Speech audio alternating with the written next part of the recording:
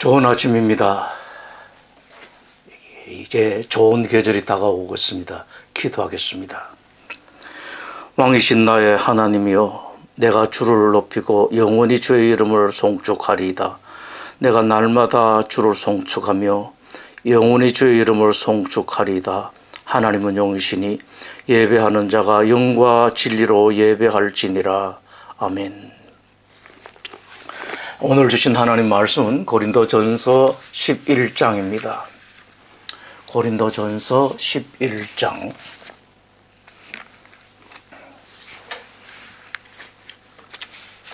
23절에서 29절입니다. 내가 너에게 전한 것은 주께 받은 것이니 곧 주 예수께서 잡히시던 밤에 떡을 가지사 축사하시고 떼어 이르시되 이것은 너희를 위하는 내 몸이니 이것을 행하여 나를 기념하라 하시고 식후에 또한 그와 같이 잔을 가지시고 이르시되 이 잔은 내 피로 세운 새 언약이니 이것을 행하여 마실 때마다 나를 기념하라 하셨으니 너희가 이 떡을 먹으며 이 잔을 마실 때마다 주의 죽으심을 그가 오실 때까지 전하는 것이니라. 그러므로 누구든지 주의 떡이나 잔을 합당하지 않게 먹고 마시는 자는 죄의 몸과 피에 대하여 죄를 짓는 것이니라. 사람이 자기를 살피고 그 후에야 이 떡을 먹고 이 잔을 마실지니 죄의 몸을 분별하지 못하고 먹고 마시는 자는 자기의 죄를 먹고 마시는 것이니라. 아멘.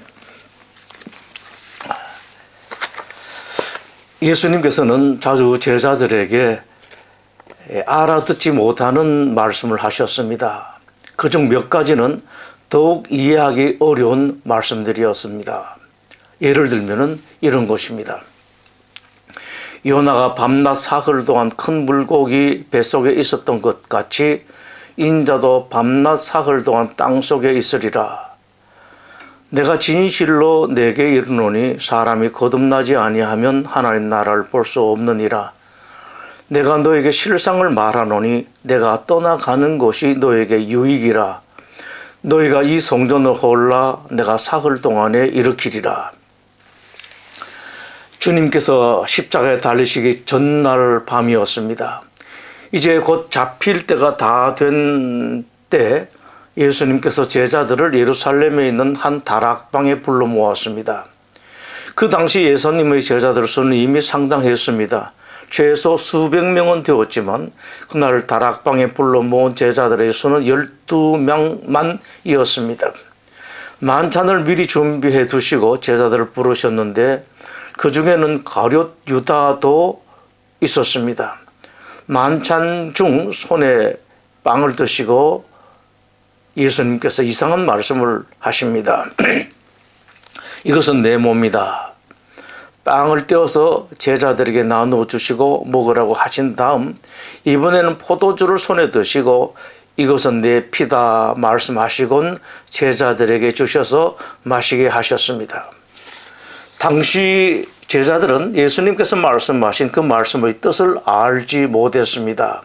오늘날에도 주님의 그 말씀의 뜻을 알지 못하는 신자들이 상당히 많습니다. 당시 제자들은 갑자기 그 말씀을 들었기 때문에 이해하지 못했을 수가 충분합니다만 오늘날의 제자들은 알 기회가 충분히 많기 때문에 혹 아직 알지 못하는 분들은 기회 있을 때 분명하게 알아야 하고 또 틈틈이 그 뜻을 다시 확인해 볼 필요가 있습니다. 성찬식에서 떡과 포도주의 의미, 먼저는 당신이 곧 죽으실 것의 예언입니다. 나는 이제 곧 죽을 것이다. 그 죽음은 금방 죽는 것이 아니라 그냥 죽는 것이 아니라 몸이 찢어서 피를 흘리는 죽음이 될 것이다. 이전에도 여러 번 이런 말씀을 하셨습니다. 마태복음 16장 22절에 이때로부터 예수 그리스도께서 자기가 예루살렘에 올라가 장로들과 대제사장들과 서기관들에게 많은 고난을 받고 죽임을 당하고 제3일에 살아나야 할 것을 제자들에게 비로소 나타내시니 마태복음 17장 22절에서 이렇게 말씀을 하셨습니다. 갈릴리에 모일 때에 예수께서 제자들에게 이르시되 인자가 장차 사람들의 손에 넘겨져 죽임을 당하고 제3일에 살아나리라 하시니 제자들이 매우 근심하더라. 마태복음 26장에서 기록입니다. 예수께서 이 말씀을 다 마치시고 제자들에게 이르시되 너희가 아는 바와 같이 이틀이 지나면 유월절이라 인자가 십자가에 못 박히기 위하여 팔리리라 하시더라. 예수님께서는 당신의 갈 길은 십자가의 길이요 십자가의 죽음이라고 말씀하신 후 과연 그렇게 죽으셨습니다. 당신이 가셔야 할 길이기 때문에 주님은 그 길로 가셨습니다. 성찬식이 있은 그날은 이상한 말씀을 특별히 행동이라는 언어로 보여주셨습니다. 빵을 떼면 찢어지는 것처럼 당신의 몸이 찢어질 것이라는 말씀이었습니다. 또한 당신이 죽으실 때 포도주처럼 붉은 피를 흘리며 죽으실 것을 눈으로 보게 하신 것입니다.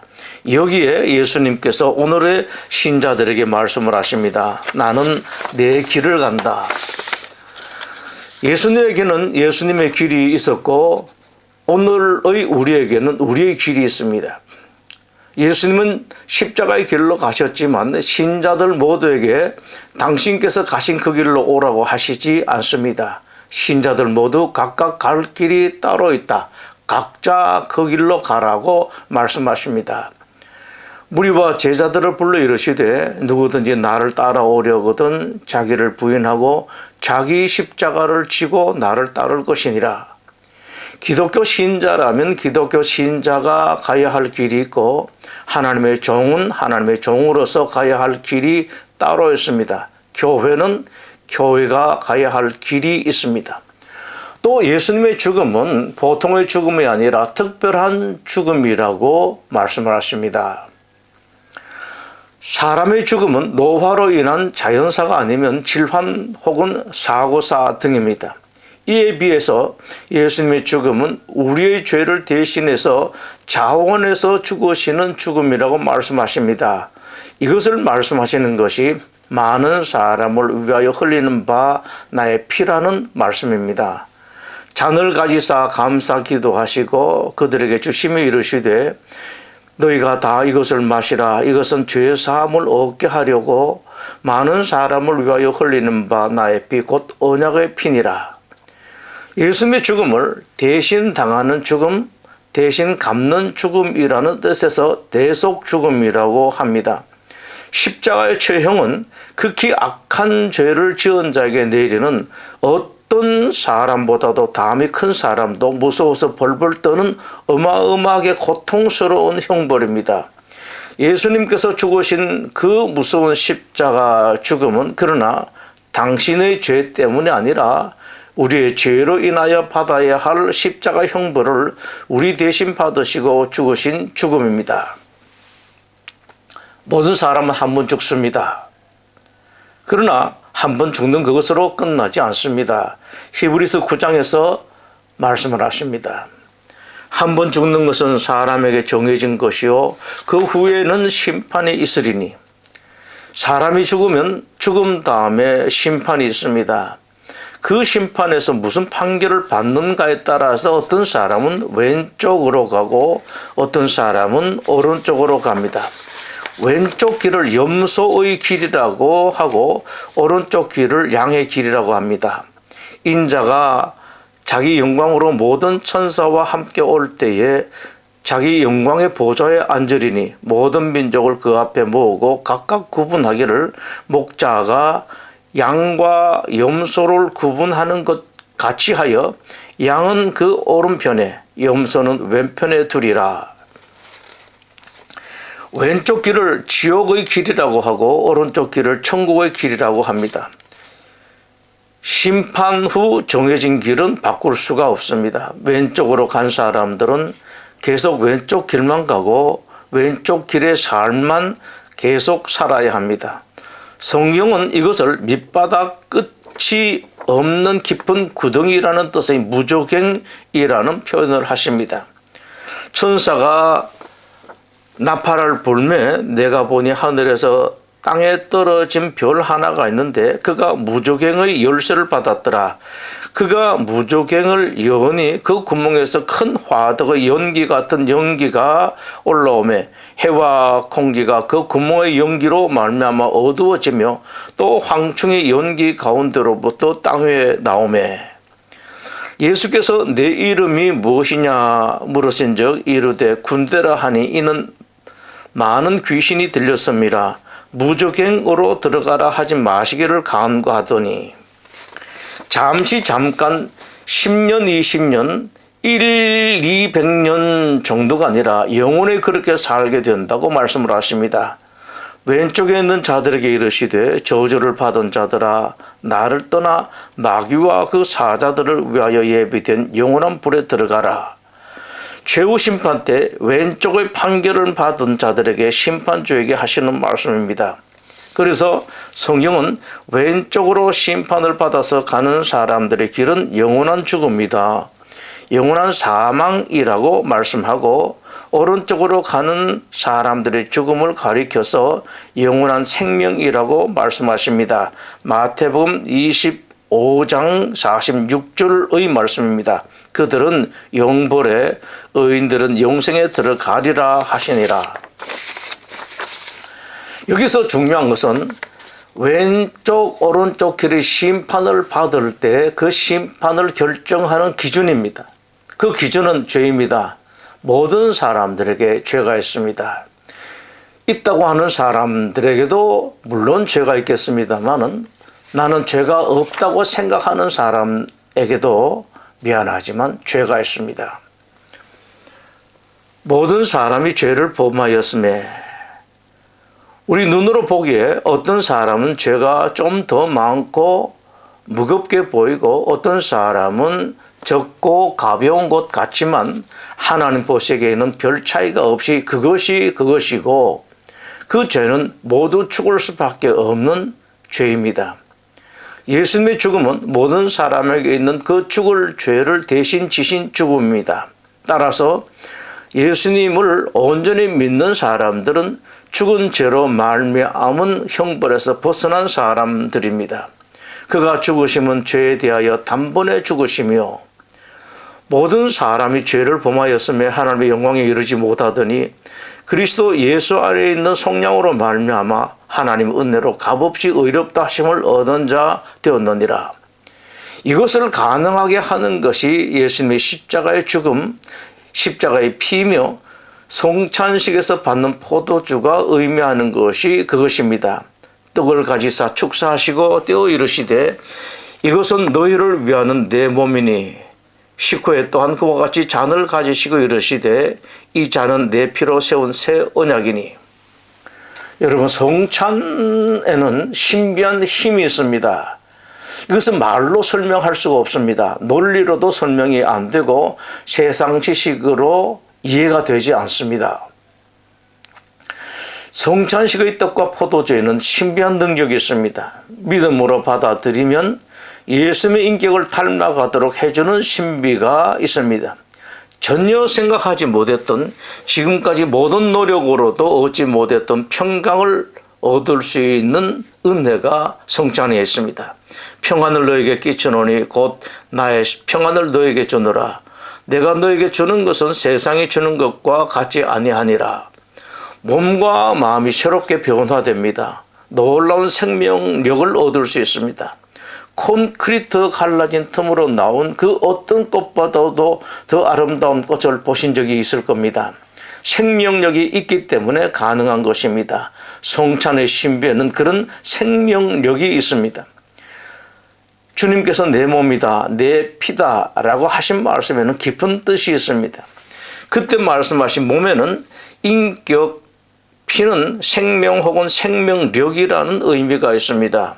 예수님께서 그때 내 몸이다, 내 피다 라고 말씀하시며 주신 것은 단지 떡 한 조각, 포도주 한 잔이 아닙니다. 당신의 인격과 당신의 생명과 생명력을 주신다는 말씀입니다. 그러나 여기에는 중요한 관건이 있습니다. 단지 그냥 떡 한 조각, 포도주 한 잔 먹고 마시는 그것만으로는 아닙니다. 떡과 포도주를 믿음으로 받아들일 때, 그리고 살아가면서 그것을 늘 마음에 두고 의식을 할 때 그 은혜가 있습니다. 그러면 믿음으로 받아들이려고 할 때 어떤 것을 믿어야 되고 무엇을 믿음으로 받아야 할 것인지를 생각합니다. 하나는 예수님께서 십자가에서 죽으심은 나를 죽게 하는, 나를 영원한 멸망으로 빠뜨리게 하는, 지옥의 길로 가게 하는 나의 죄를 대신 지시고 죽으신 것이라는 것을 믿는 믿음입니다. 또 하나는 그 믿음의 결과 죄 때문에 나와 하나님 사이에 막혀 있었던 막힘이 뚫렸다, 하나님과 나의 소통이 온전하게 이루어졌다는 것을 믿는 것입니다. 그 결과 내가 언제든지 예수님의 이름으로 기도하면 하나님께서 나의 기도를 들으신다는 사실, 혹시라도 죄를 지었을 때 예수님 이름으로 회개하면 하나님께서 내가 지은 죄를 용서해 주신다는 사실, 이것을 믿는 것입니다. 이것을 믿고 나 같은 사람이 뭐기에 하나님께서 나를 위해서 십자가에 이 땅에 내려오셔서 죽으셨는가? 어떻게 나 같은 사람이 그 존귀하신 하나님과 소통할 수 있게 되었는가? 그런 사람이 되었는가 생각하면서 감사하십시오. 이런 은혜를 먼저 여러분에게 주신 하나님께서 이제 여러분들에게 요구하시는 것이 있습니다. 이것을 행하여 나를 기념하라. 이것을 행하여 마실 때마다 나를 기념하라. 먼저는 이것을 행하여 라고 말씀을 하십니다. 즉 교회는 성찬식을 거행하고, 교회가 성찬식을 준비했을 때 여러분들은 그 성찬식에 참여하라고 말씀하십니다. 언제든지 교회가 성찬식을 준비하면 혹시라도 바쁜 일, 힘든 일이 있더라도 힘써서 참여하라는 말씀입니다. 떡을 가지사 축복하시고 떼어 제자들에게 주시며 이르시되 받아서 먹으라. 또 잔을 가지사 감사 기도하시고 그들에게 주시며 이르시되 너희가 다 이것을 마시라. 그리고 예수님의 십자가 죽음을 기억하고 그것을 다른 사람에게 전하라는 말씀을 하십니다. 25절에서 마실 때마다 나를 기념하라고 말씀하시고, 26절에는 그가 오실 때까지 전하는 것이니라 라는 말씀이 그것입니다. 여러분 기억하십시오. 성찬식에서는 물론 주님께서 주시는 일용할 양식, 식사를 할 때마다 그것을 기억하고 세상에 나와서 예수님을 전하십시오. 이것은 여러분에게 주시는 의무이기도 합니다만은 여러분에게 주신 하나의 영광입니다. 세 번째는 자기를 살피라고 말씀을 하십니다. 사람이 자기를 살피고 그 후에야 이 떡을 먹고 이 잔을 마실지니 혹시 내가 하나님 앞에 잘못한 것, 하나님께 대하여 죄를 지은 것이 없는가? 혹시 사람에게 죄를 지은 것이나 사람에게 잘못한 것은 없는지 여러분 스스로 돌아보라고 하십니다. 혹시라도 마음에 그림칙한 것이 없는지 성찬 참여하기 전에 먼저 살펴보고 돌이시기 바랍니다. 주님께서 그 급박한 시간에 성찬을 준비하시고 베푸셨습니다. 제자들과의 성찬식에서 이 당부들을 하셨고, 예수님께서는 지금도 성찬 때마다 종들을 통해서 그 당부를 여러분에게 하십니다. 주님의 그 당부는 그만큼 강하시다는 말씀입니다. 주님께서 성찬식을 베풀라, 성찬에 참여하라고 말씀하십니다. 성찬에 참여하는 자들은 예수님의 죽음을 기억하라, 다른 사람에게 전하라고 말씀을 하십니다. 또 혹시라도 하나님께 또 사람에게 죄짓고 잘못한 일은 없는지 살피라 하십니다. 성찬식 때 성찬식의 의미와 주님의 당부를 기억하고 참여하면 훨씬 더 의미가 있는 성찬식이 되고, 때로는 대단히 놀라운 은혜가 성찬식에 임하기도 합니다. 기도하겠습니다. 여호와는 내게 복을 주시고 너를 지키시기를 원하며 여호와는 그의 얼굴을 내게 비추사 은혜 베푸시기를 원하며 여호와는 그 얼굴을 내게로 향하여 뜨사 평강 주시기를 원하노라. 아멘.